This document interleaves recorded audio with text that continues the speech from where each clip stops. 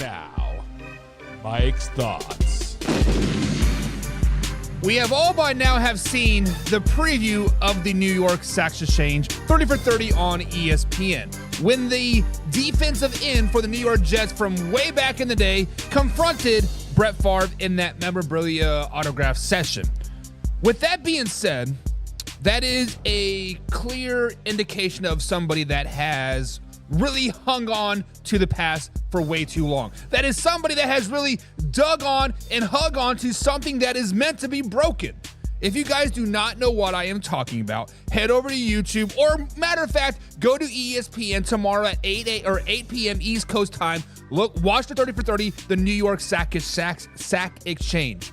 The defensive end that used to hold the sack record before Michael Strahan took it confronted Brett Favre in this very awkward type of situation. And basically, this guy is upset. This guy is clearly an alcoholic. He was definitely drunk. He was definitely moving around doing whatever. And then many people are making fun of him for this CTE stuff, right? And first things first, guys, CTE is no joke. This situation is no joke, right?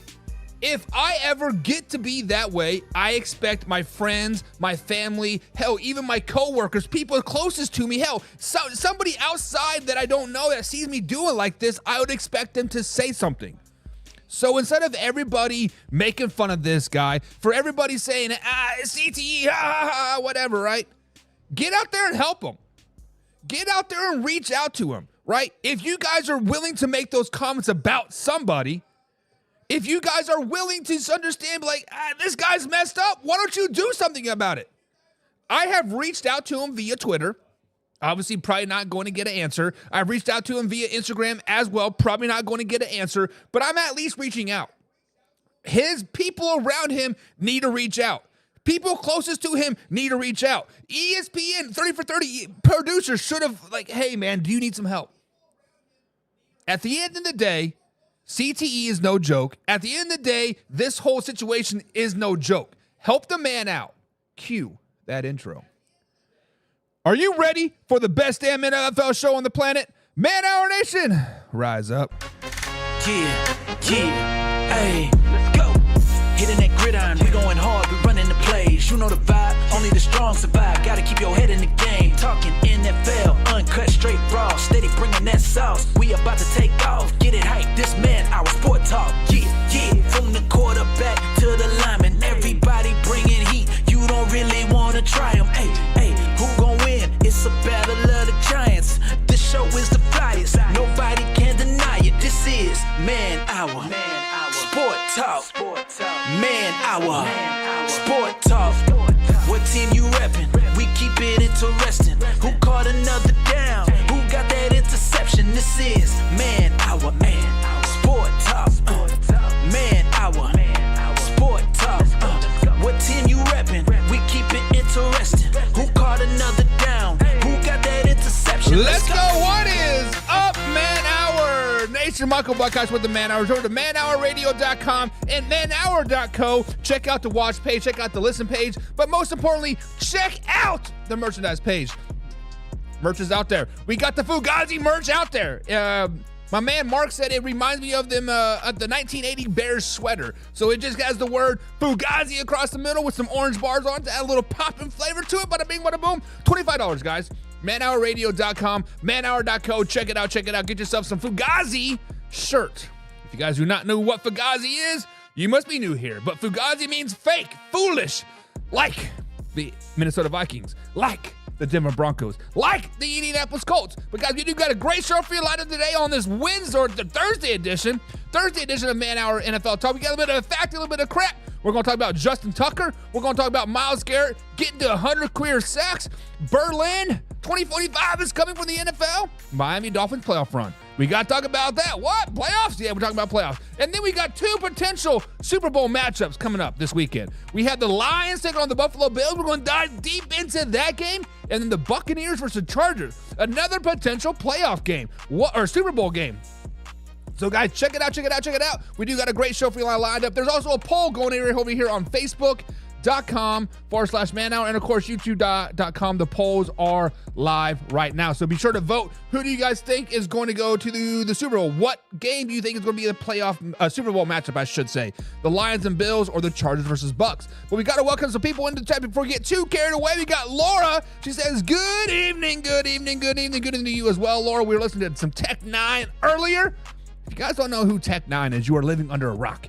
Tech is the real GOAT. Better than Eminem, better than Tupac, better than Lil Wayne, better than Jay-Z, better than all you other people out there, Bone Thugs and Harmony. Tech 9 is the real GOAT. Let's just be honest. Got my man Mark D in the chat as well. What's up, Mark? What's up? And Jim Powell said you spelled Philly wrong on the Super Bowl preview. Listen, we do have another Super Bowl preview that could potentially happen, right? Steelers versus Eagles. I should have added that into the poll. Week 15 is full of some potential Super Bowl previews, right? Eagles, Steelers, Bills, Lions, Buccaneers, Chargers. Yeah. It is. Got skiing number 1 is in the chat. Says, how your day going? My day is going great, man. My day is going great. They also asked who my favorite team is, and my favorite team is the Kansas City Chiefs, obviously, and my favorite player is Eric freaking Berry. My man John Pebbles is in the chat today as well. Says, what up, freaks? What up, John? What up? Alpha Rob says, who were you talking about?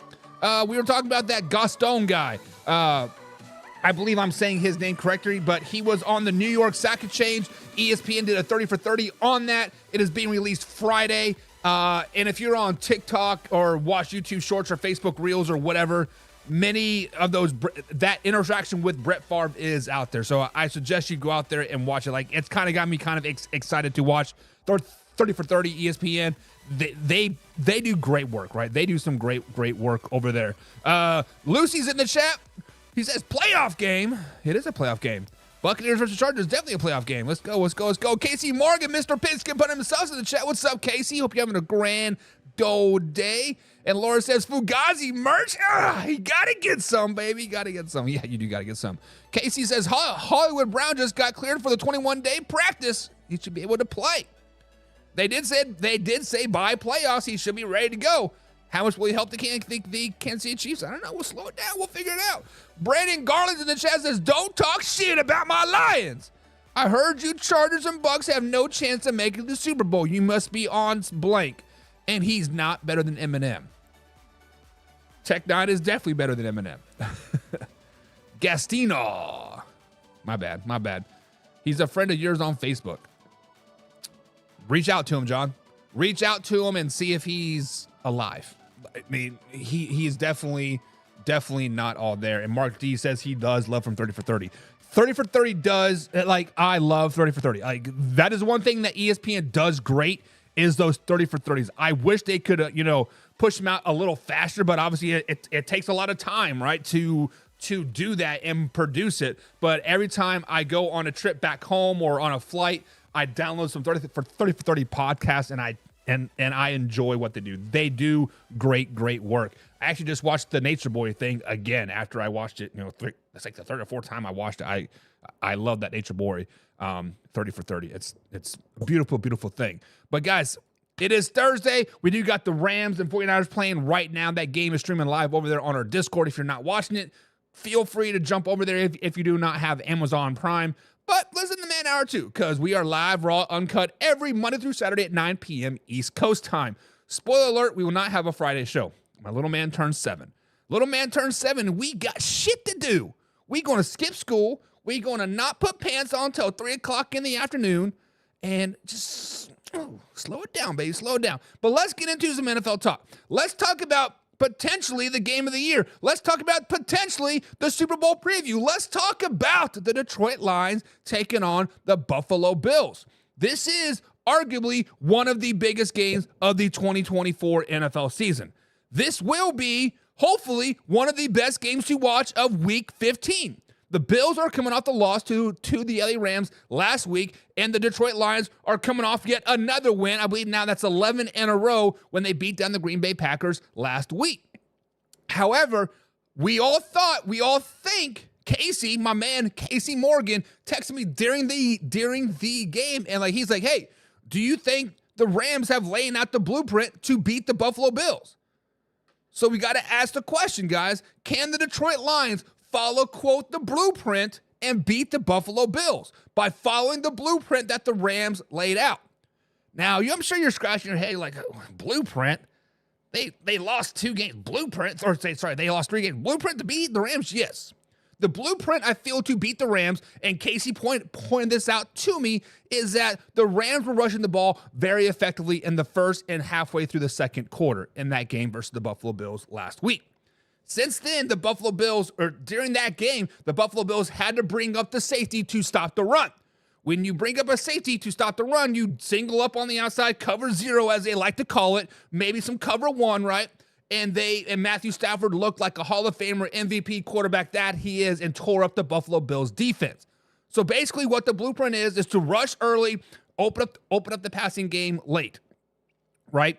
However, the Rams could not do it on the defensive side of the ball. They got into a shootout with Josh Allen, and the Buffalo Bills did about pull off the comeback win, right? So when we look at the Detroit Lions right now, guys, they are ranked 2nd in overall offense. That is 2nd just behind the Baltimore Ravens. They are 4th in total passing offense, 4th in rushing offense, right? On the other side, the Buffalo Bills do have the 14th ranked the 14th overall ranked defense, 9th in pass defense and 9th in rush defense, giving up 123 yards per game. So clearly, the Detroit Lions have the firepower. Clearly, the Detroit Lions have the grit, the whatever, biting at the kneecaps, whatever you want to call it. They can follow that blueprint to a T. I think they can because the Detroit Lions like to run the ball anyways. They have that 2-headed monster, Montgomery and Gibbs. Give them the ball over and over and over again and let the boys eat, right? But, the question is, will they be able to rush or stick to rushing the ball early with their very, very injured defense? Will they be able to try not to get out of the game plan to follow the blueprint when the Buffalo Bills are boom, boom, boom, boom, boom, right? Along with the offense, obviously their offense, meaning the Detroit Lions, is one of the best offenses in the league. They have come back down to reality the last 3 weeks or so. They only scored 24 points versus the Colts, 23 points versus the Bears, but then last week versus the Packers, they kind of got back on track and scored 34 points, right? So the real question is not will they follow the blueprint, which I think they will. I think they will run the piss out of the ball versus the 19th ranked rush defense and the Buffalo Bills and be very, very successful at it. The real question is, can their defense contain Josh Allen long enough for the blueprint to start to take effect? That's the real question, because Josh Allen is going to go up and down the field more than likely. The man's balling out. 6 touchdowns last week, 5 touchdowns a week before that. He is balling. So can the Detroit Lions follow the blueprint and beat the Buffalo Bills? First part of the question is yes, I think they will follow the blueprint. That is the Detroit Lions MO. Let's just be honest. Rush the ball, run it down your throat, run it down your throat. Let Jordan Goff kind of nickel and dime it down the field. They are the fourth ranked passing offense, but that is their MO. Control the clock, milk it down the field, nickel and dime it down the field. However, the Buffalo Bills defense is getting better. The Buffalo Bills defense is improving each and every week. The Rams is kind of like a fluke game, right? It was dog days of the NFL season. You're flying from East Coast to West Coast. You're coming off the bye, right? It was just a recipe for disaster. Like you cannot put too much stock into that one game. But the Bills defense overall has been playing very, very well, decently the last 5, 6, 7 weeks, right? So I do think that the Detroit Lions will run the ball. I do think the Detroit Lions will control the clock. I do think that the Detroit Lions will do everything in their power to nickel and dime it down the field to keep Josh Allen off of the field. But is it good enough to beat the Buffalo Bills? That is the real question. Is it good enough to beat the Buffalo Bills? Injured defense, offenses maybe coming back. Maybe people are figuring out the offense. Like I don't know. That is the question that I'm going to ask you guys. Will the Detroit Lions run the ball, and will they beat the Buffalo Bills? Two-part question. Alpha Rob says Allen will have 5 touchdowns throwing and running. 5 total touchdowns for Josh Allen, says Alpha Rob. Spoiler alert, Alpha Rob is a Buffalo Bills fan. So I just want to put that out there. Casey, Pigskin Punter himself, says Lions are going to steamroll the Bills. The Bills suck against the run game. Casey, you are right. They're 19th ranked rushing the ball, right? They're giving up, 123 yards per game. It is tough. It is tough, right? How can you consistently be giving up that many rushing yards and expect to win? I get it. I see your point. And Alpha Rob says, no, the Bills defense played bad. Never played bad 2 games in a row, though. Alpha Rob likes his Buffalo Bills, and he watches his Buffalo Bills, and you are right. Much like the San Francisco 49ers don't win back-to-back games so far this season, the Buffalo Bills do not play back-to-back bad games. Even when they lost 2 games in a row back in week 4 and week 5, they played horrible against the Ravens. Let's just call a spade a spade. All around horrible game. Was it 41-10? Blow them out. Next week, last second field goal by the Houston Texans to beat the Buffalo Bills was 23-20. Defense played pretty good. So Alpha Rob, you are onto something. And I don't want to be that guy. I gotta want to be that person, but maybe, just maybe, the Buffalo Bills were overlooking the Rams. Maybe the Bills since like week 12, we've been talking about this Bills-Lions matchup. Ever since the Bills beat the Kansas City Chiefs, we've been talking about this matchup. Super Bowl preview. This is the game of the year. This is going to decide all the marbles, whatever, yada, yada, yada. Maybe the Buffalo Bills got in their head a little bit. Maybe they're like, Rams are just the Rams. They suck this year. Right? Alpha Rob says no pass rush was the Buffalo Bills' problem. And it's weird. It's weird that they have no pass rush. Let's just be honest. Number 57 is Espinina and then Von Miller on the other side. First of all, number 57 for the Buffalo Bills, I like him. I like him a lot. I want him on my Kansas City Chiefs. Hell, I bet you 30 other teams in the NFL want him on his team right now. The only one may not that want them might be the Pittsburgh Steelers because they got Highsmith, Preston Smith, and T.J. Watt. They may not just have a spot for him. But number 57 for the Buffalo Bills, he is a dog. He is consistently in people's faces, play after play, game after game, year after year. For the last 2-3 seasons, right? He has been that freaking man. And Von Miller, earn your money, dog. You're out there beating pregnant women. Go out there and beat some quarterbacks. I'm just saying. But yeah, no pass rush has been the Buffalo Bills problem, 100%. John says, absolutely effing noni something. He says, no. Go Lions, big day for Gibbs and Montgomery. Sonic and Knuckles, as they like to call. It's a funny story because my 7-year-old will be 7 on Saturday. We're having a Sonic and Knuckles party, right? And we were watching the Lions play the Colts. No, it wasn't. It was the last home game before the Packers. Who did they play? I cannot remember. Was it the Titans? May have been the Titans. Like either way. We were watching it on TAV. And they scan to the crowd, and there's somebody dressed as a Sonic character and a Knuckles character, right? And he was on cloud 9. He's like, I like those guys. Go blue team. And I was like, dang it. Now we got a Detroit Lions fan in the house, but it is what it is. Alpha Rob says the Buffalo Bills defense scheme is meant to give up rushing yards, though. To stop big pass plays, problems they cannot stop the pass.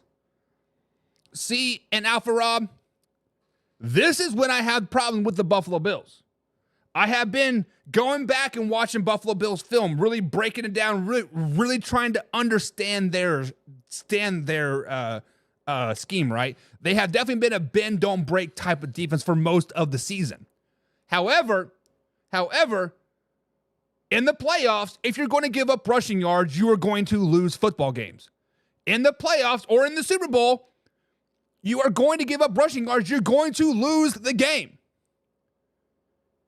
You can be a bend, don't break defense, right? Whatever. You still need to be able to stop the freaking run.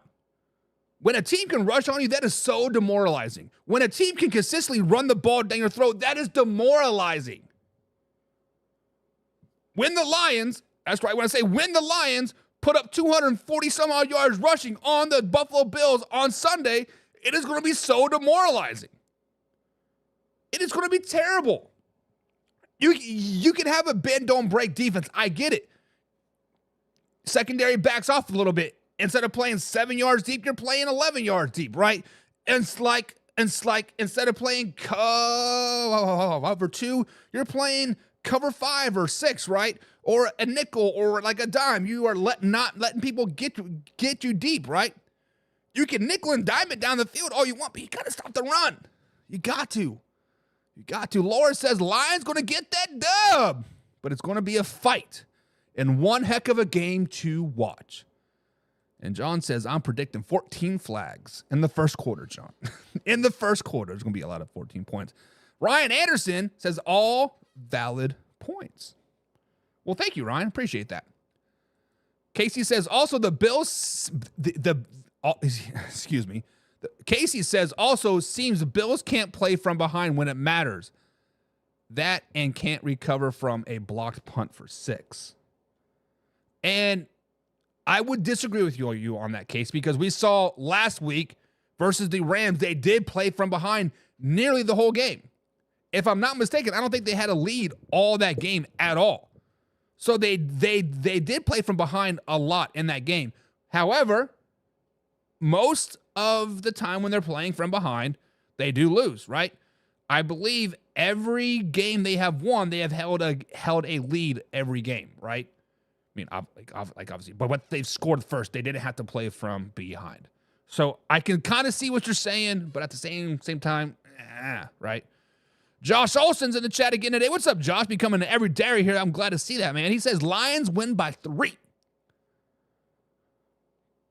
We will talk about that. John People says never doubt Stafford. Well, considering Stafford doesn't play for the Lions anymore, I can doubt him. Or I will not doubt him since he doesn't play for the Lions anymore. Mark D says Vaughn has been a big disappointment. And Mark knows all about disappointment because he's a Denver Broncos fan. Von Miller was a Denver Bronco, and he was a big disappointment the whole time in Denver. Let's just be honest. Couldn't ever win a playoff game or a division championship. I'm just saying. Alpha Rob says they played nickel most of the time, which is dumb. But hey, it is what it is. Because they don't want to take Tyron Johnson off of the field in that slot corner. Then make him be better and be a regular corner. Adam Krams in the chat says hello. So you guys are basically saying that the Detroit Lions are going to follow the blueprint. They're going to run the ball. They're going to demoralize the Buffalo Bills, make them feel like little baby ants, and then crush them in the fourth quarter. Is that what I'm getting? Is that what I'm getting? But what if the game's a high-scoring game? What if this game is a shootout? What if this game goes for blow? Both offenses are putting up 400, 500-plus yards in this game. What if it becomes a 45-44 type of score? What if it's a 44-42 like we saw with the Bills-Rams last week? What if the Detroit Lions get back on track and break 40, 50 points yet again? Who does it favor if this game is a shootout? Who does it favor if this game is a 40-plus point game on both sides of the ball? Who does it favor if it's over under 70-plus points?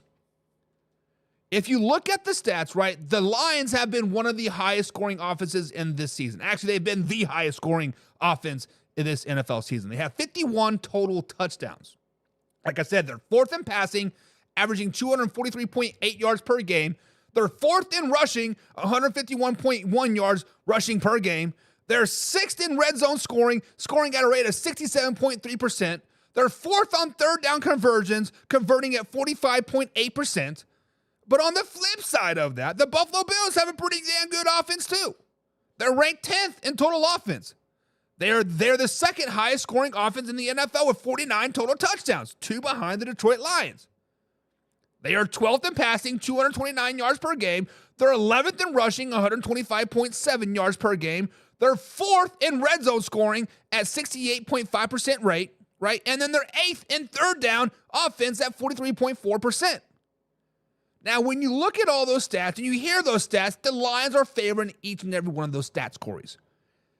Better passing, better rushing, better red zone. Actually, they don't. The Bills have a better red zone offense, but the Lions have a better third down rate. The Lions offensively are more stat-wise, more driven than the Buffalo Bills. They put up great numbers. Hell, they putting up 42 points versus the Seahawks, 47 points versus the Cowboys, 52 versus the Jaguars, 52 versus the Titans. The Lions score at will. But when you see all those stats, like I said, it does seem like it favors the Detroit Lions. But I feel deep down in my gut that if it were a shootout, Josh Allen will take over the game. If this is a shootout and Josh Allen is able to use his arm mixed in with a little bit of his legs, it favors the Buffalo Bills. Because when you get into a shootout, that means that Jared Goff is probably going to throw the ball 40, 50 times in the game. What does that do? It takes out the two biggest weapons on the Detroit Lions offense, Jahmyr Gibbs and David Montgomery. Sonic and Knuckles, when you take those guys out of the equation, how does it not favor Josh Allen and the Buffalo Bills?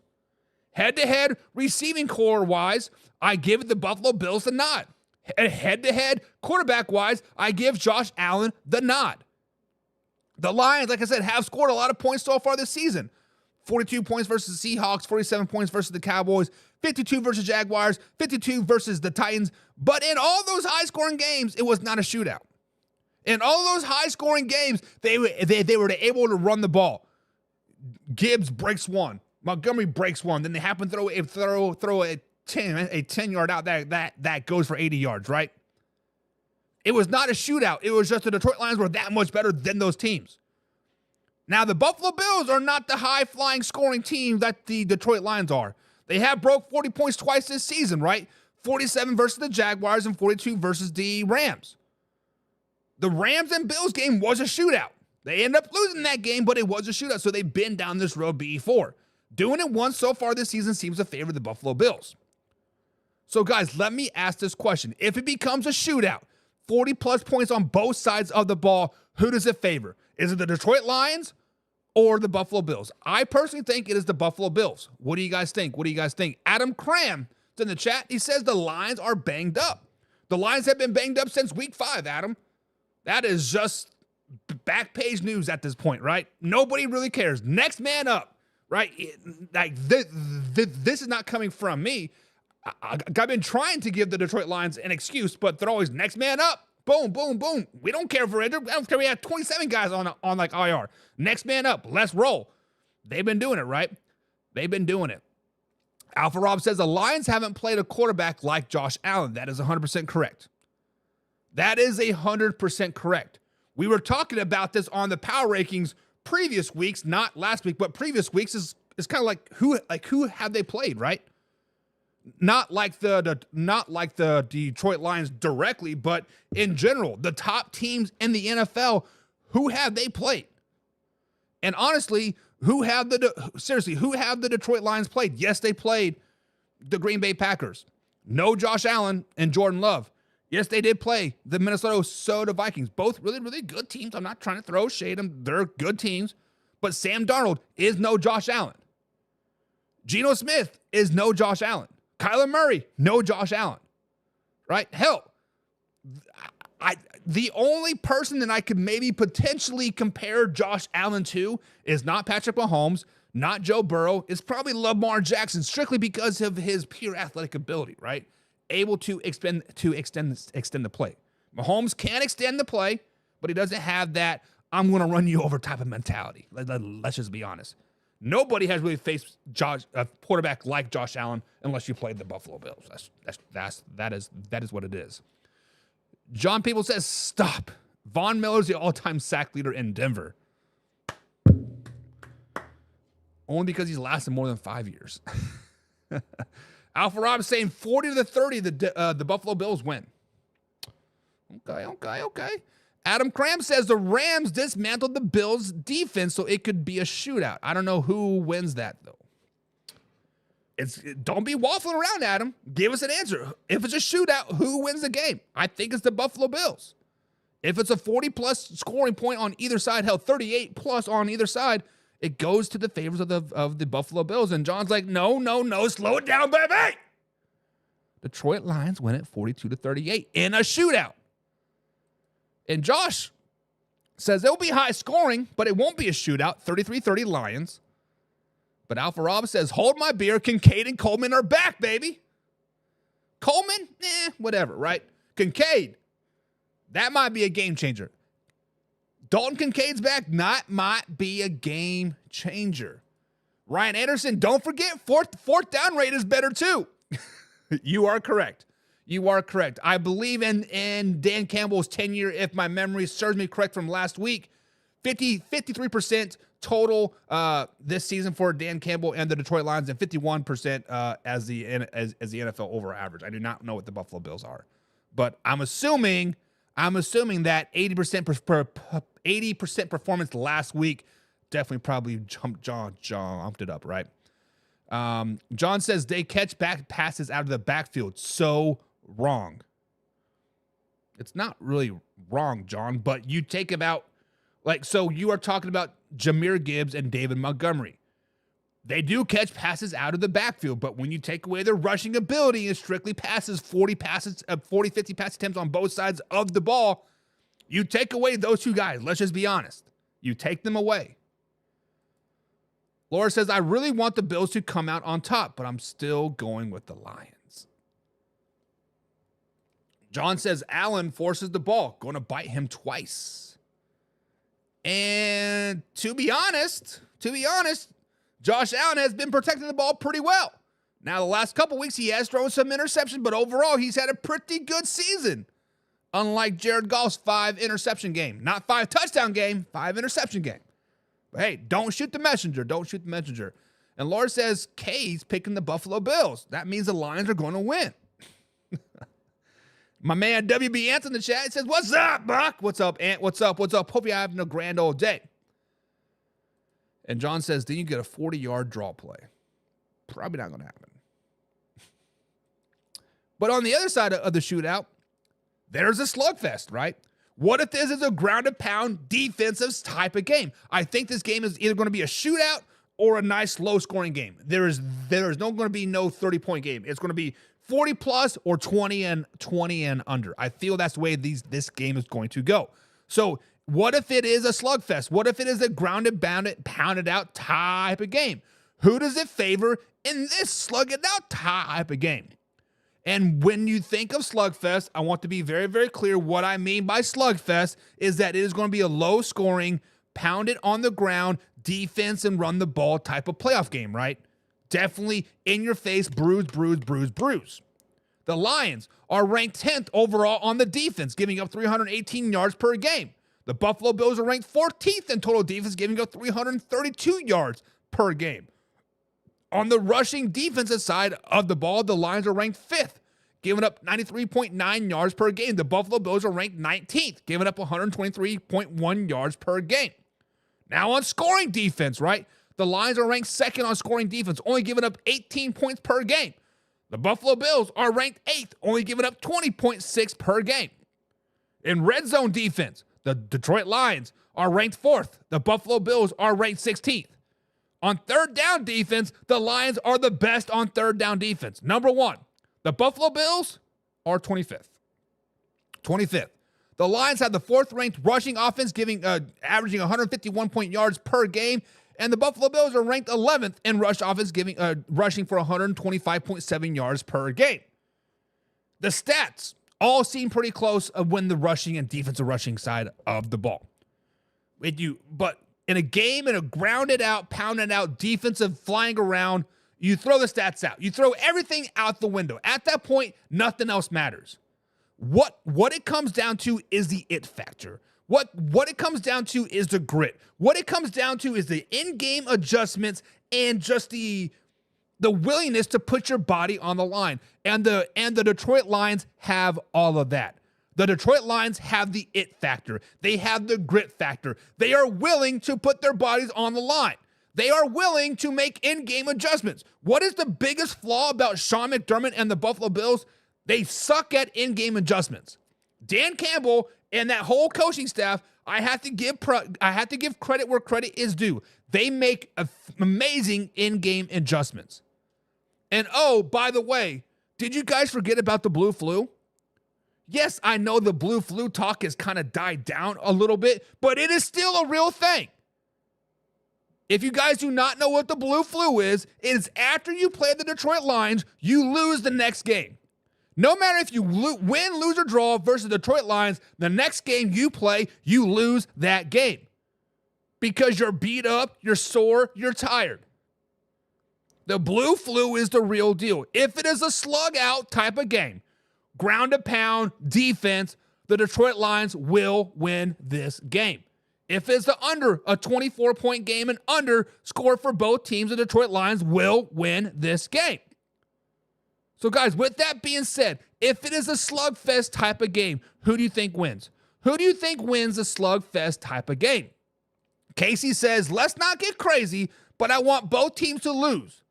But I'd rather have the Lions win. Being a Kansas City Chiefs fan, I feel your pain, right? I feel your pain. Get the Buffalo Bills off our ass so we can get some time to breathe, right?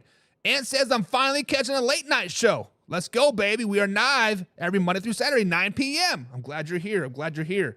James Frank says, this Thursday night football game is straight booty. This is why I don't like Thursday night games. It should be a great game. Rams versus Vikings, rivalry game, playoffs on the line. It should be a great game, but it's Thursday. Who really cares, right? John says the over-under is 53.5. Seems about right. 25 points per team, 27 points per team. Seems about right. Alpha Rob says, do not sleep on Cook, Davis, and Smith. Listen, I love me some James Cook. Hell, I still think James Cook just ran another rushing touchdown on the Dallas Cowboys from last season. I think he's up to about 28 now. James Cook is a dog. If you can get James Cook going, look out, baby. Look out. James Cook does have the ability to be an every down back. He does have the ability to really take the game over. However, Ray Davis, he did have a nice little game when James Cook was like downright. I believe he's from Kentucky, right? If I'm not mistaken. But the best 1-2 combination in the NFL is Gibbs and Montgomery. Let's just say it. Let's just call a spade a spade. They're the best 1-2 running back duo in the NFL. Nobody's better.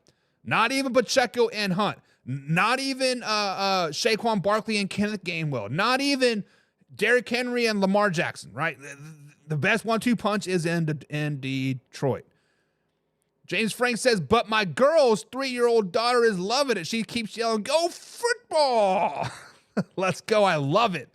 I love watching little kids root for teams.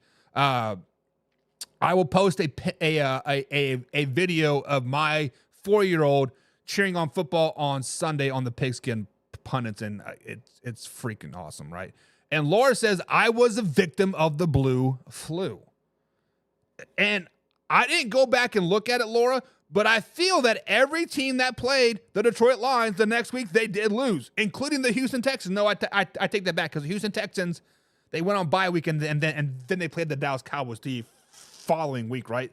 So I think the Houston Texans were the only team to really break the blue flu, right? James says, Lions by 7. Okay. John's Adams in the chat over here at youtube.com/Banner. He says, I'm glad you brought up what you just did. It was something like I was waiting for. The Lions never give up at all. They play through everything, and they have found every way to win and have confidence. And that is the biggest key in the NFL, right? It is not about who you have on your roster, right? Obviously, starters, having a big name player on your team is awesome, right? But let's just be honest. You are in the NFL. You are starting on an NFL team. Starters probably pretty much cancel each other out. What really makes teams better is the depth of those teams. Is the second players, right? And the third players and the fourth stringer player. Hell, the backup placeholder, right? That is where your team really starts to excel. And that is why a team like the Kansas City Chiefs have won 2 straight Super Bowls. It's because of their depth, right? That is a team like the Buffalo Bills that continue to struggle in the playoffs is because of their depth. That is the reason why a team like the Baltimore Ravens struggle in the playoffs is because of their depth.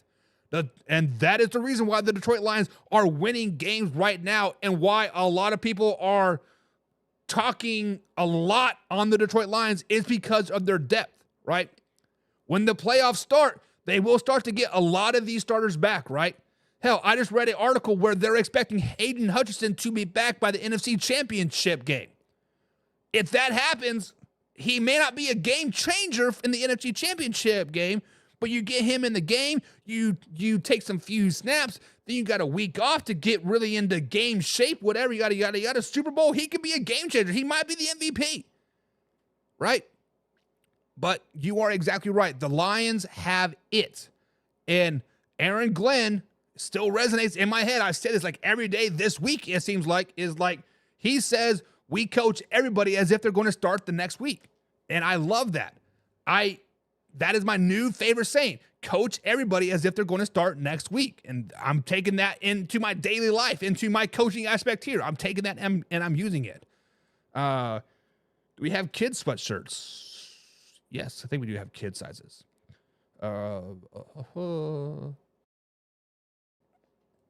John says, sun shines on a dog ass some days. It does. Twice a day, right?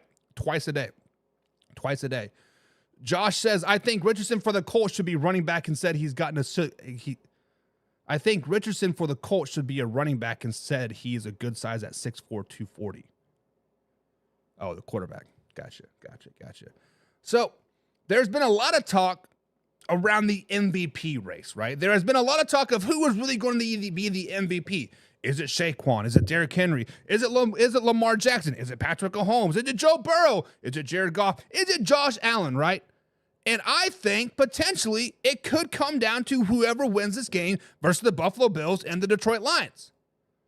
It could come down to the winner takes all in this right here. So when we look at the MVP race between Josh Allen and Jared Goff, does the winner of this game, guys, win the MVP? Does the winner of the Bills versus Lions win the MVP, aka Jared Goff and or Josh Allen?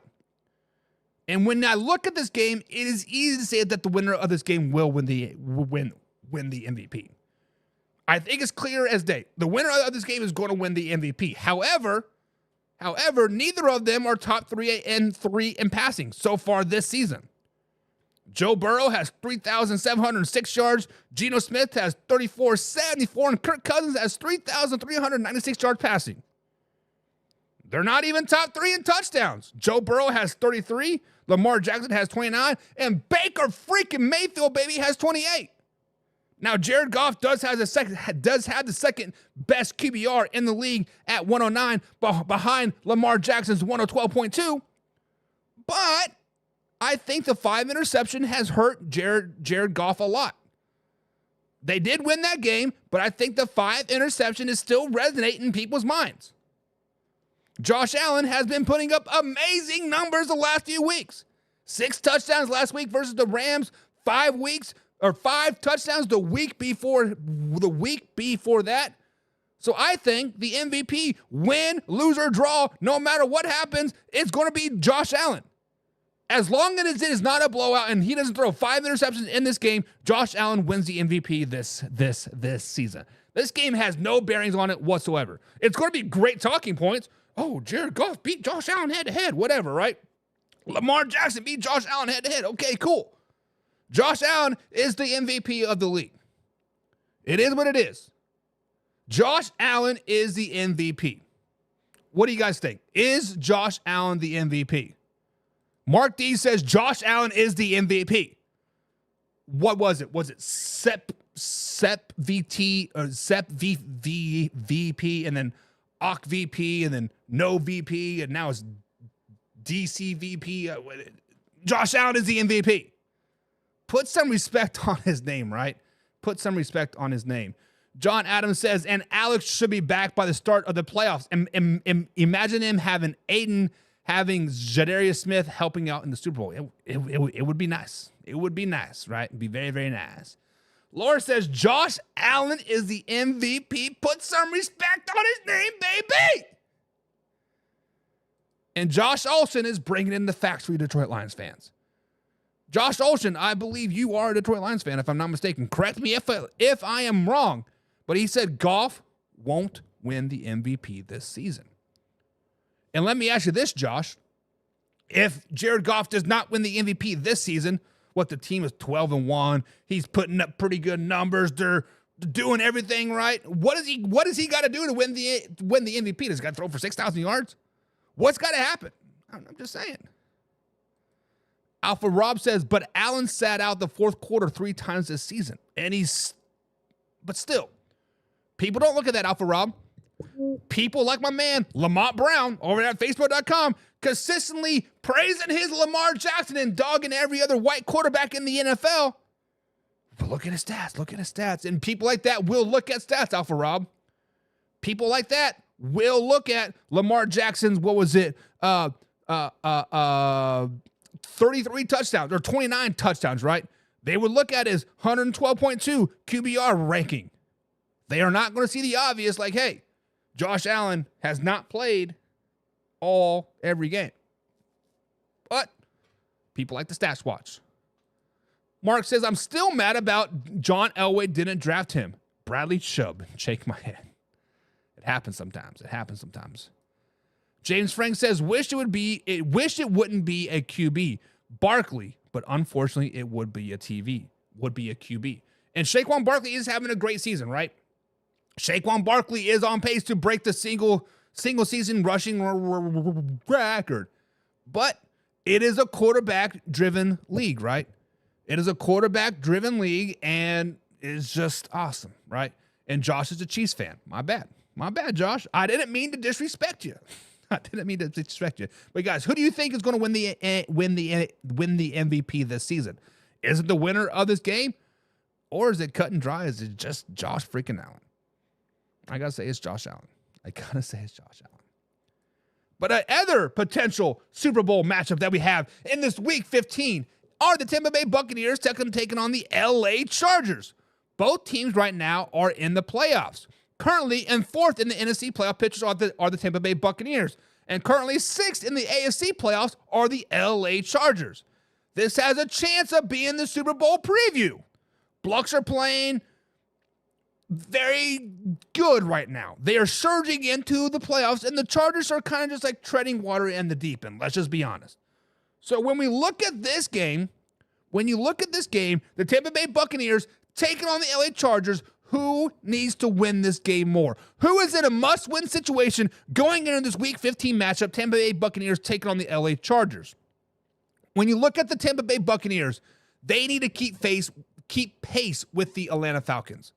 For every game that the Atlanta Falcons win, the Tampa Bay Buccaneers have to win as well to keep in this playoff hunt, to be in the 4th place still, to win the NFC South. The Falcons do play the Las Vegas Raiders this week. Should be an easy win, especially since they're on their 3rd-string starting quarterback this season in Desmond Ridder.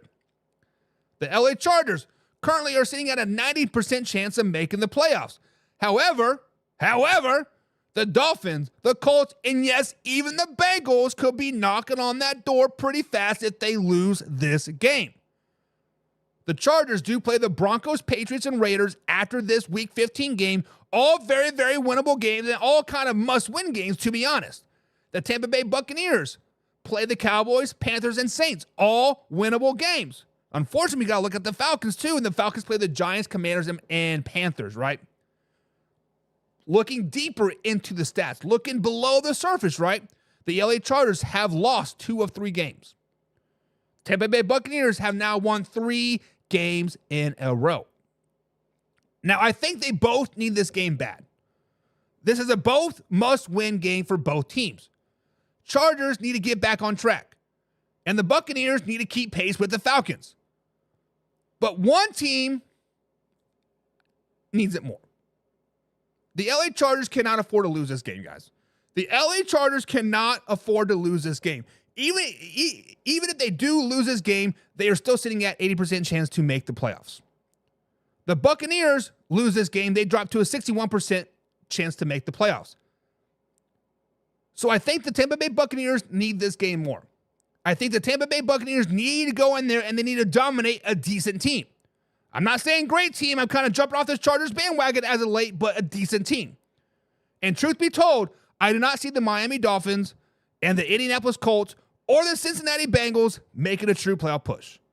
Let's just be honest. Colts, done. Bengals, done. Miami Dolphins, going to be done. Tampa Bay Buccaneers, guys, need this game more. I misspoke a little bit earlier. But who do you guys think needs to win this game more? The Tampa Bay Buccaneers or the LA Chargers? Let us know. And Laura says Sam Darnold for MVP. Get out of here. Get out of here. He should be in the voting, Sam Darnold. Oh, suck it up, Mark. I see. John says Tampa Bay needs this game more. And John, I agree with you. I would agree with you 100%. Tampa Bay Buccaneers do need this game more. James Frank says Baker in the Buck. Baker Dangerfield, baby. He says, I miss Baker. James is right now sitting on his coat, like sitting on his couch in his Jerry Judy jersey, holding a picture of Baker Mayfield saying, I miss you. And Laura says, Bucks going to win. Go Baker freaking Mayfield, baby. Let's go. Listen, the Bucks need it.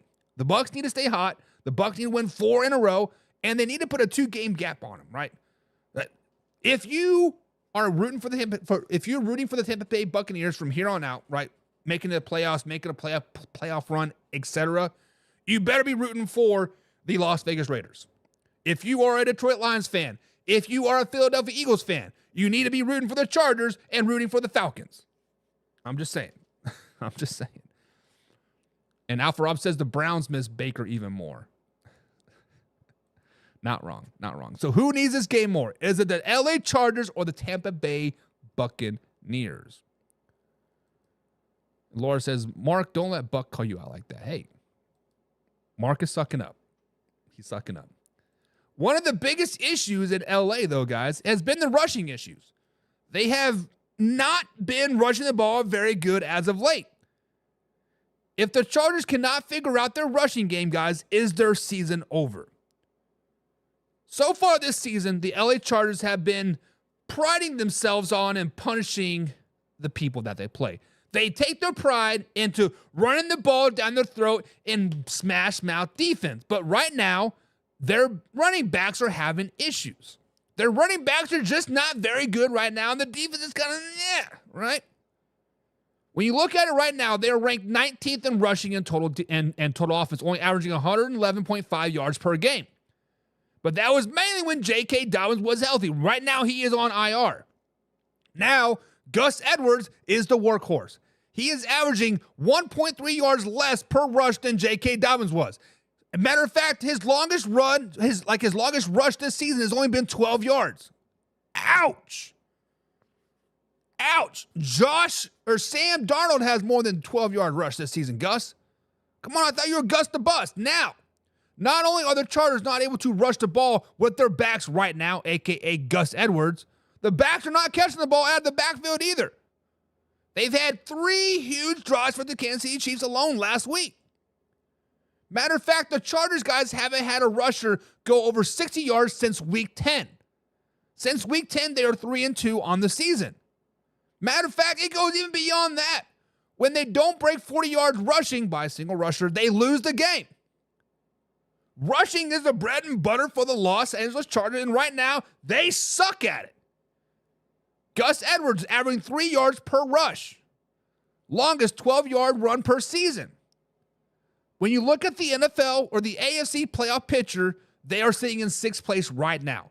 They're sitting at about a 80%, 90% chance to make the playoffs. I think they're going to end up by default making it to the playoffs. Let's just be honest.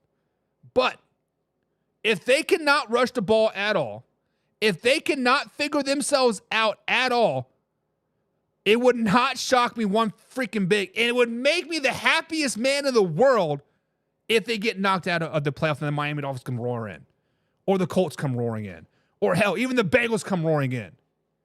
When you look at the Chargers moving forward, they play the Buccaneers this weekend, and then they play the Broncos, a really, really good defense, and then they play a Patriots team, a head coach that's fighting for his job if you read their reports, and then a Week 18 matchup that the Raiders, they don't have nothing to play for but to knock you out of the playoffs. Guys, if the LA Chargers cannot figure out their rushing game, they could very easily lose the last 5 games of the season. They could very easily find themselves out of the playoffs looking in. Hell, they could even find themselves getting blown out by the Kansas City Chiefs or the Buffalo Bills because they'll be the 7th seed in the playoffs again. Matter of fact, manhandled in the playoffs. They need to figure out what is wrong with the rushing game. They need to figure it out now. So what do you guys think? If the LA Chargers do not figure out their rushing game, is their season over? If they cannot figure out how to run the damn ball, is their season over? Yes or no? Yes or no? Yes or no?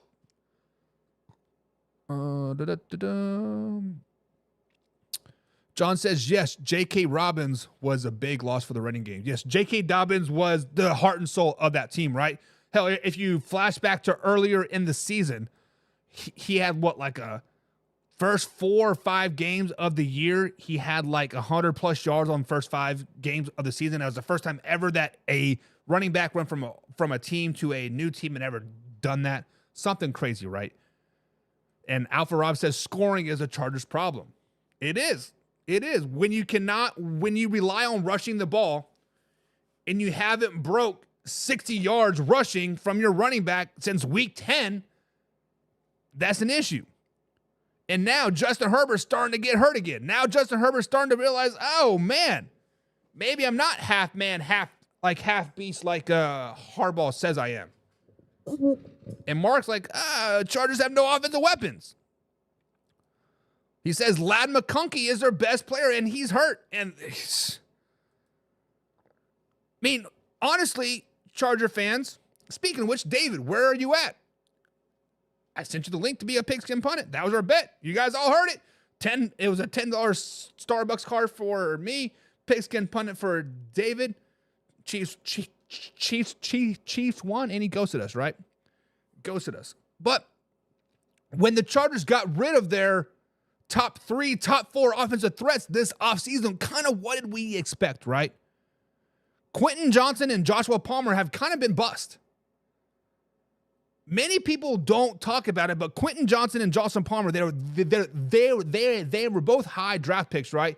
And they've been kind of bust. Ladd McConkey is hurt, but he really hasn't been producing too much either, to be totally honest.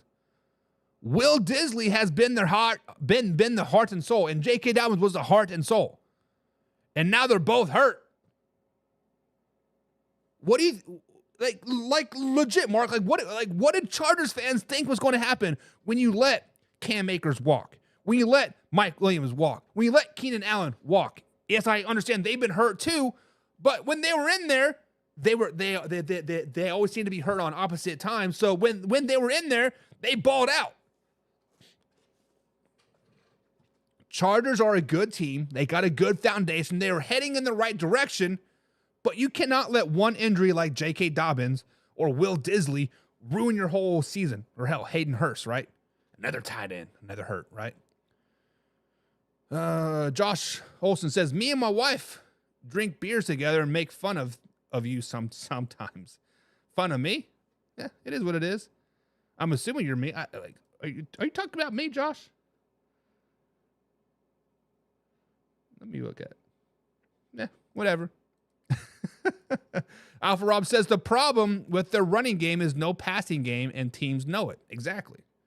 When you have no receivers, that kind of sucks. John says Harlow and Herbert under control.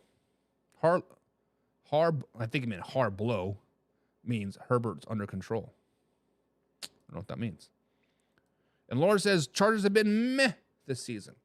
And you're not wrong, Laura. They have not, or they were 1-5 versus playoff teams, right?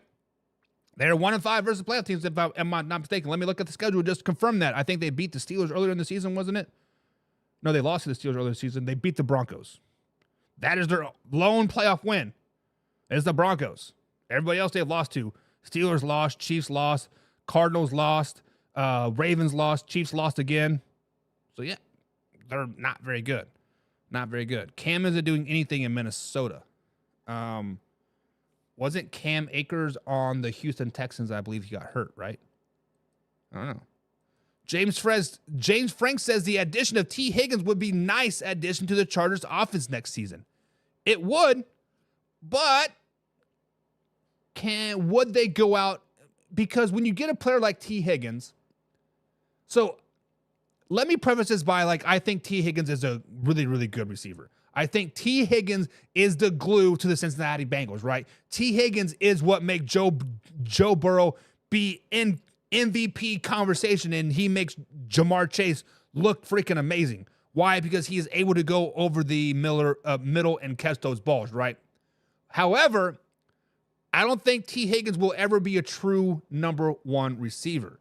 He reminds me a lot of A.J. Brown and Juju, right? They were both really good together. But once A.J. Brown left and Juju was the guy, Juju fell off the map. Then it was it was Juju and Deontay Johnson, right? Deontay Johnson was balling out. Once Juju left, Deontay Johnson kind of fell out. I think T. Higgins needs a number one receiver for him to be successful. Is Ladd McConkey it? Probably not. Is Joshua Palmer it? Probably not. Is Quentin Johnson it? Probably not. He would probably have to go somewhere like the Jets, like maybe the Vikings or the Cowboys or the Kansas City Chiefs or the Dolphins to really have a successful career moving forward. He needs to be a number 2, number 3 receiver. I don't think he is going to be the guy, right? And Alpha Rob says, but Higgins is a number 1 though. And I don't think so. I mean, he can be a number 1 if he has that solid number 2 guy. He needs somebody to counteract him, right? He cannot just go to a team and be the number 1 guy and get open, right? Like if you put Garrett from the Jets on any other team, he is going to be a clear-cut number 1 guy and he's going to get open, right? You put D-Hop on any team, he's going to get open, right? You put Tyreek Hill on any team, he's going to get open. You put JJ on any team, he's going to get open. But Jordan Addison, T. Higgins, probably Brandon Cooks, they're not number 1 guys. I just don't see it. Stephon Diggs, right? Not really that number 1 guy. Mark says Burrow is trying to restructure his deal to keep Higgins. He's trying to restructure his deal so they can sign Jamar Chase. Let's just be honest. That's the real reason why Joe Burrow is trying to restructure. Alpha Rob, it's easy with Chase getting doubled. It is. Mark says Higgins would look great in orange and blue. He would look great in Chicago. Mark with DJ Moore and Rome. I'm kidding. Waddle isn't a number 1 guy either.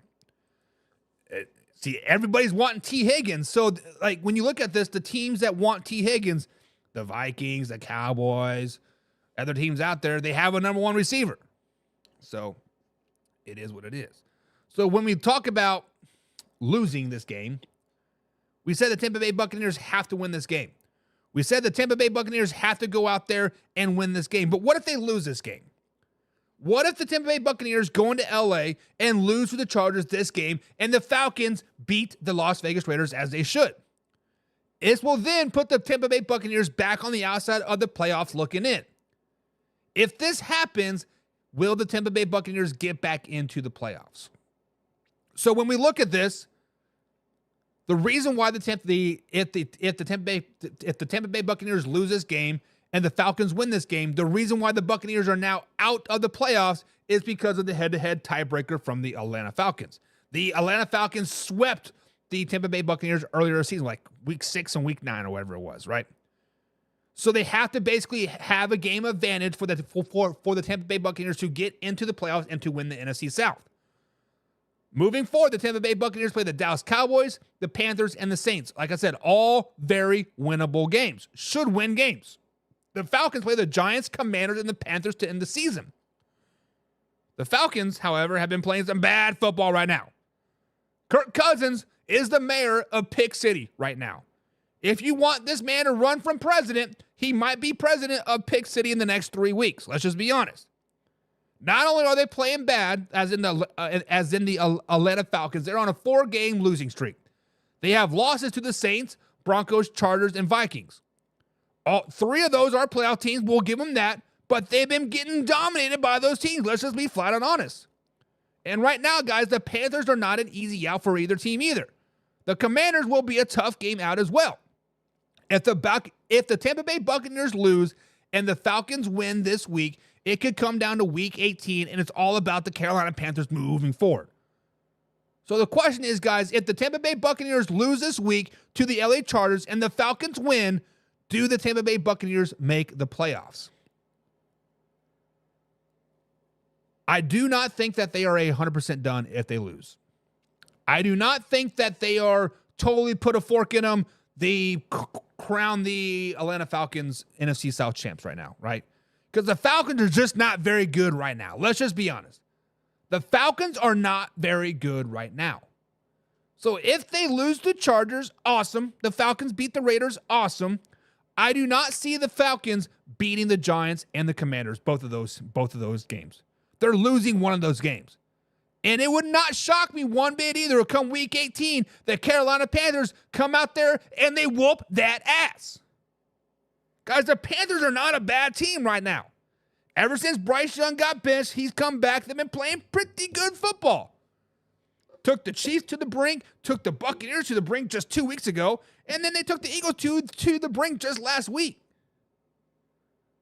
Now, the Tampa Bay Buccaneers cannot lose to the Panthers, and they cannot lose to the Saints. No, that cannot happen. So I do not think they're done, but I think it's a very, very risky opportunity. So, guys, if the Tampa Bay Buccaneers lose this week to the Chargers and the Falcons win, do the Buccaneers miss the playoffs? I'm going to say yes. I am going to say yes. So what do you guys think? What do you guys think? John says Tampa Bay wins out. So it doesn't even matter. They win out, they make the playoffs, and they upset the Lions in the second round. James says you cannot count that defense and Baker and Evans out. Mike Evans is out there. Or sorry, Chris Godwin's out, right? Plus those running backs that Tampa Bay has. Yes, Bucky Irving is a dog. Cade Otton is a dog. Mike Evans is a dog. Bucks are pretty good. And Alpha Rob says the Giants are definitely worse than the Carolina Panthers. And Alpha Rob, the New York Football Giants defense is not that bad.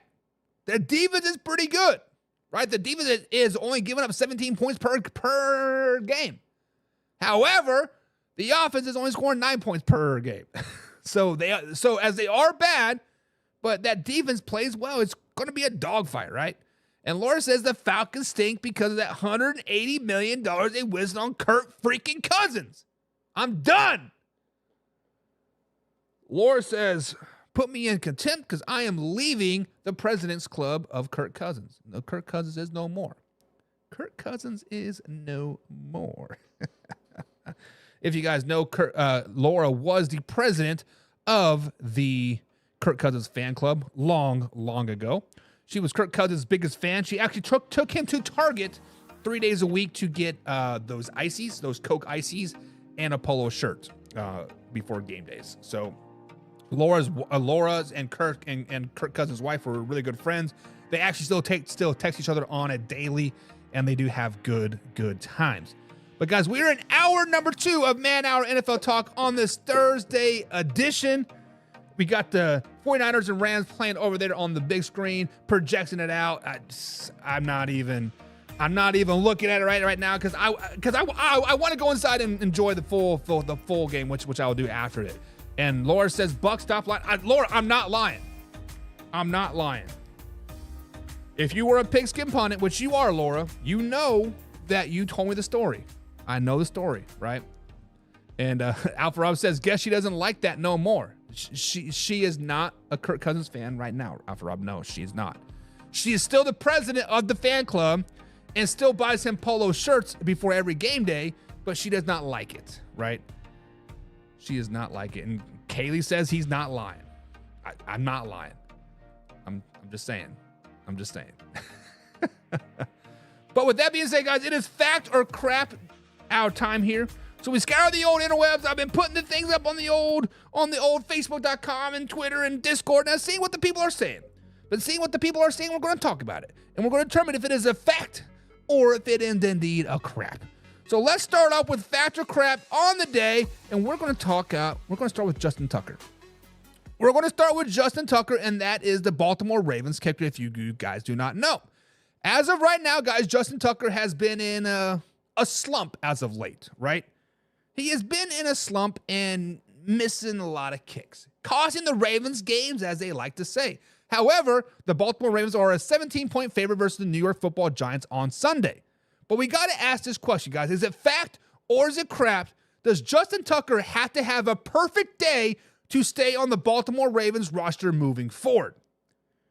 So when I say this, I am reverting back to a couple weeks ago when Justin Tucker missed, 2 field goals and a PAT that basically cost him the game versus the Pittsburgh Steelers. Let's just be flat out honest. Justin Tucker left 8 or 9 points on the board, and they lost to the Pittsburgh Steelers because of Justin Tucker. So far this season, Justin Tucker is 19 for 27 on field goals so far this season, and he has missed several PATs as well.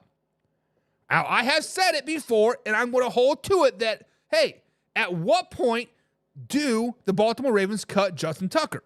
Because if you take the name out of it, you look at his stats, you see what he was doing the previous 3 weeks before the bye week, he would have been cut week number 2. Let's just be honest. Kickers are a dime a dozen in the NFL. But since it's Justin Tucker, he's been on the Baltimore Ravens roster. So, guys, fact or crap, does Justin Tucker have to have a perfect day versus the New York Football Giants to have a job moving forward with the Baltimore Ravens? Guys, I think this is fact.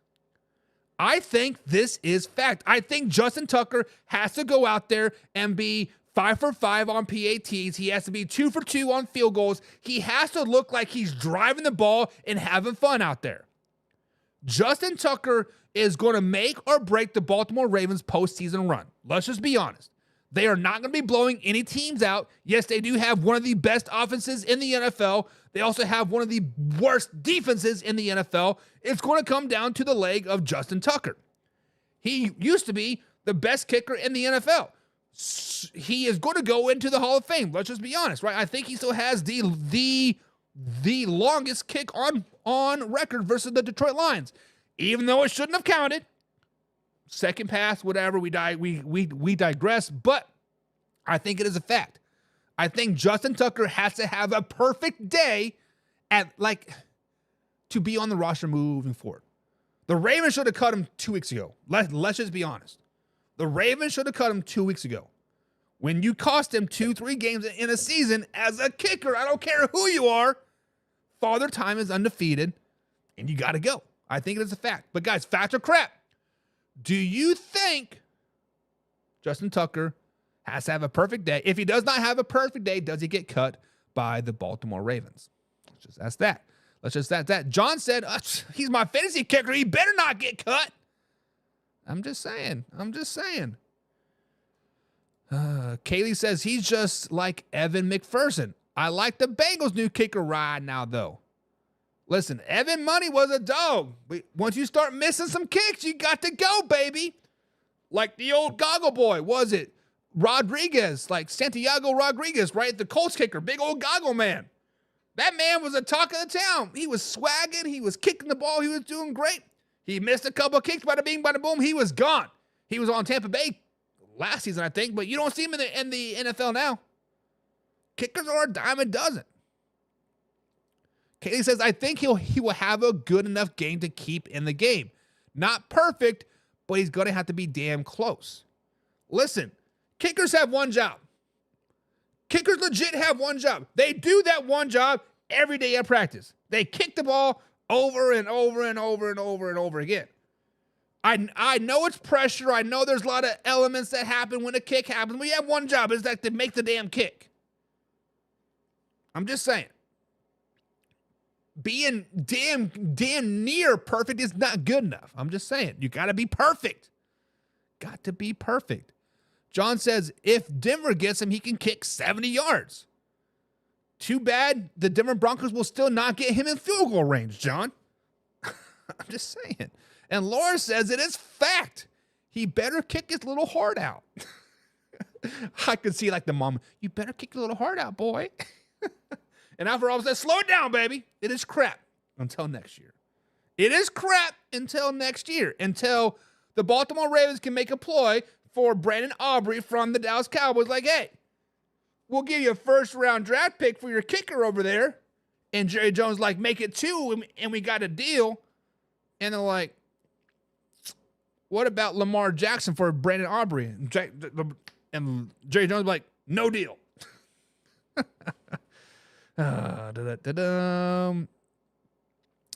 Laura says, I'm going to say fact, though. I am going to say fact. Alfred says, maybe Tucker has a bad nail on his big toe. He could. He could have some turf toe. He has been kicking the dirt a lot. Boom, right? He has been kicking the dirt a lot. So, I don't know.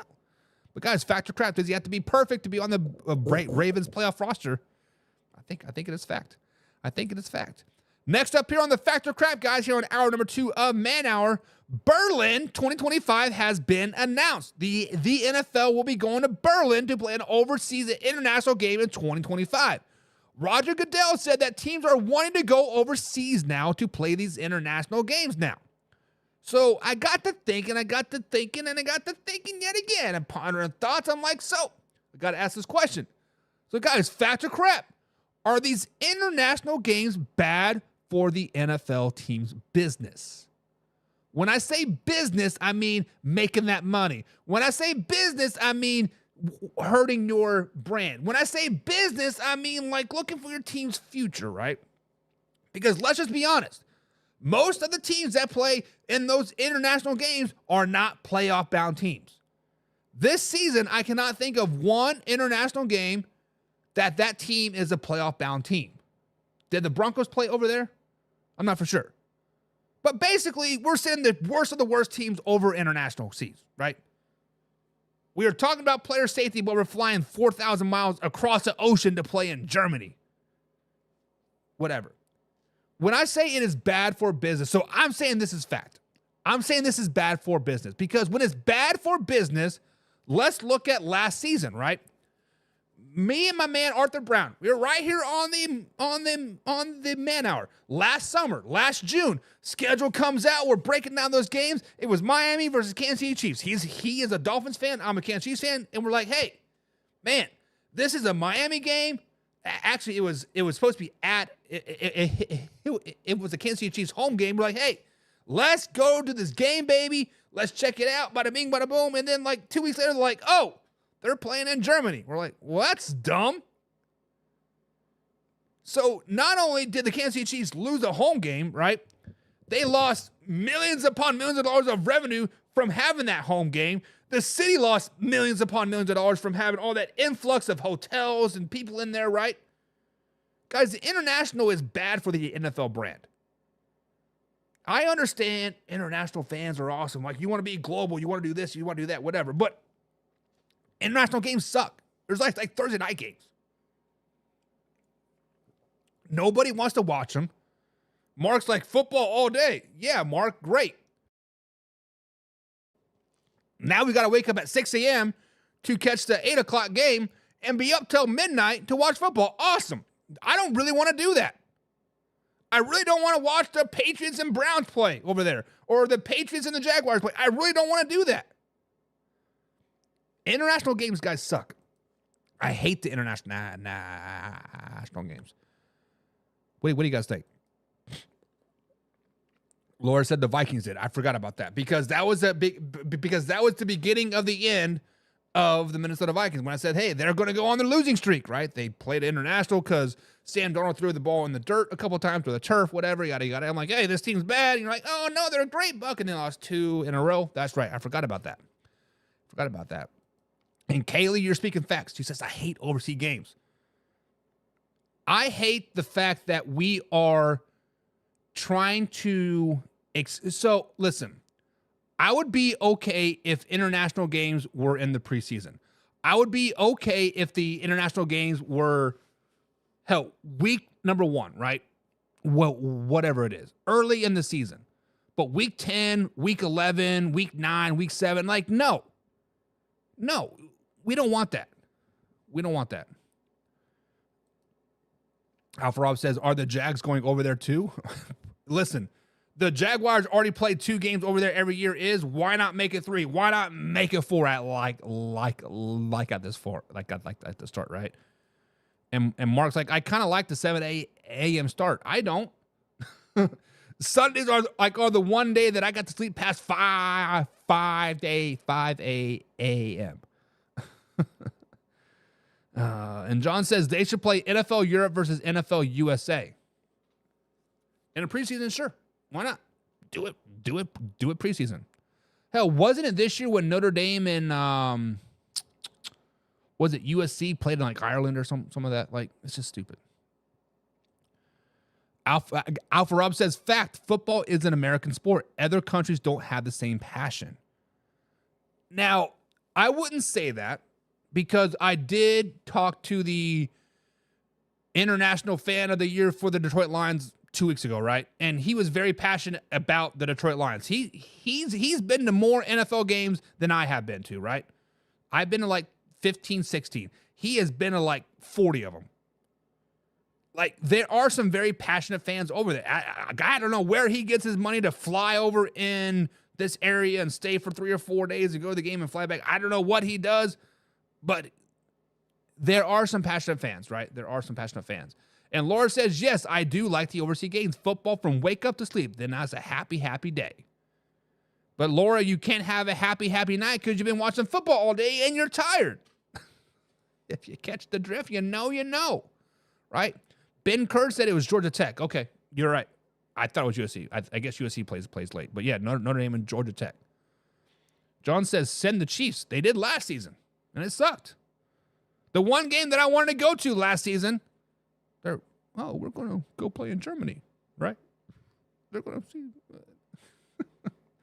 But anyways, speaking of the Cleveland Browns, Myles Garrett, guys, the man, the myth, the legend himself, Mr. Defensive Player of the Year.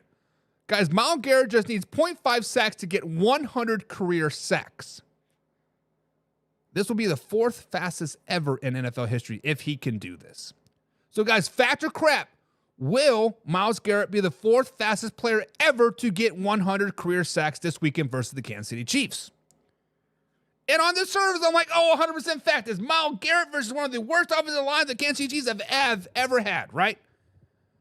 But like a good reporter that I am, like a good little boy that I am, and do my research and looking at things and base it off some type of facts and just not a gut feeling, I started Googling. Kansas City Chiefs offensive line ranking. Pulled up PFF. Did you guys know that PFF has the Kansas City Chiefs offensive line ranked 3rd best offensive line in the NFL? What? That shows you how bad stats are. Numbers do lie to you.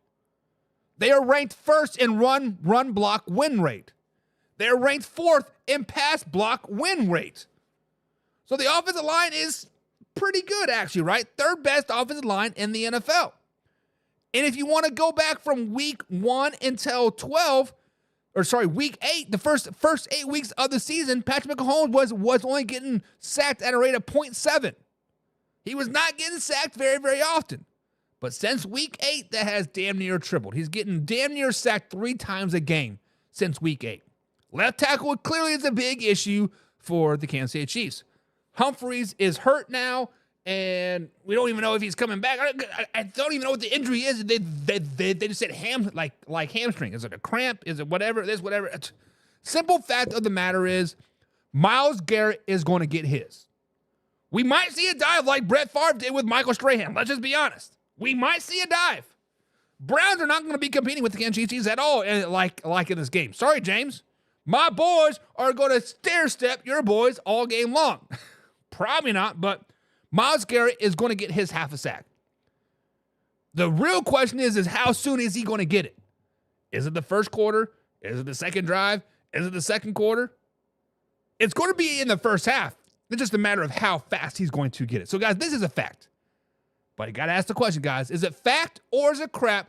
Will Myles Garrett be the 4th fastest player in the NFL history to get 100 career sacks? He just needs 0.5 sacks to get that. Will he get it? Fact or crap? Alpha Rob says, clear as day, as plain as the nose on my face, it is fact, baby. And James says, that motherfucking guy, he most definitely will. Put some respect on that man's name. He might have 5 sacks in the game. Let alone 0.5, you're going to get 5, he says. Let's get it. And Alpha Rob says he gets at least 2 versus the Kansas City Chiefs. He might get 2 in the first drive. Let's just be honest. Let's just be honest. And John says, yes, Patrick will run into him. I doubt it. Patrick Mahomes is tired of getting hit. He's getting tired of getting hit. Kaylee, don't hate because my team is better than yours. I love it. Talk that shit. And James says, yeah, he will get 2. Honestly, James, Alpha Rob, Laura, everybody else watching out there, it would not shock me one bit if he gets a sack on the first drive. Pin that guy's ears back and let him go get it, baby. Just let the pressure get off of you. First play of the game, boom, sack. Send that all out blitz. I don't care. I don't care if you give up a potentially 80-yard pass play. I don't care. Go get the quarterback, Myles. Very first play. Do it. Do it. And Alpha Rob says, hopefully Jameson won't throw a pick 6 because if the Browns get 24, they win. Not wrong. Kansas City Chiefs have not broken 30 yet this season. They've scored 30, but they haven't broken 30. And Laura says, I want to see the Browns win this, but the Chiefs will win it in the fourth quarter. Last play of the game, I think John said, right? And she says fact. She says fact. James says, if he gets it, that defense is going to be hyped. Y'all be playing it on the Discord. I will be playing it on the Discord, James. I will be playing this game on the Discord. Laura says, I want to see Mahomes eat a lot of dirt on Sunday. Mark says the Chiefs tackles are terrible. The left tackle is. Right tackle's best in the game, baby. Best in the game, baby. Slow it down. Slow it down. But guys, that is going to be it for today's show. That is going to be it for the week. We'll be back Saturday. No show tomorrow. It is my little man's birthday party. We're going bowling, and I don't want to be pressed for time whatsoever. I want to give my son, my family, my mom and dad, aunts, uncles, all the full attention. And so no show tomorrow, guys. I'll be back Saturday. Mark will not be here Saturday. Huffy probably won't be here either on Saturday. So it'll be me doing solo show. We're doing week 15 NFL preview show. Guys, there's still time to get in your week 15 NFL picks to win that $2,000 bills, y'all. Head over to any of our pick'em pages over there on facebook.com. Click on the link, bada bing, bada boom. You are in there. James says, I'm buying in on the Discord. The Discord's free, James. Discord is free. So I will post a link over there on our broadcast channel. And of course, I'll post it on Saturday too, James. So on Saturday night, I will post our Discord link. I will pin it in the description below. And then on our broadcast channel over at facebook.com/man-hour NFL talk, we do have the broadcast channel, and I do post it every Sunday there once the game starts. So I'll be sure you get it, James. Alpha Rob says KC gets lucky. Garrett gets a sack in the fourth quarter. It trips Mahomes and throws a TD. Laura says, tell little man happy birthday for me. I definitely will. My little man isn't so little. My man's damn near a freaking teenager. He's 7. No, he's 7. He's 7. But until then, guys, we'll see you Saturday. Live, raw, uncut, 9 p.m. East Coast time. Week NFL 15 is here. Guys, enjoy the rest of the Thursday Night Football. Rams versus 49ers. Until then, we out.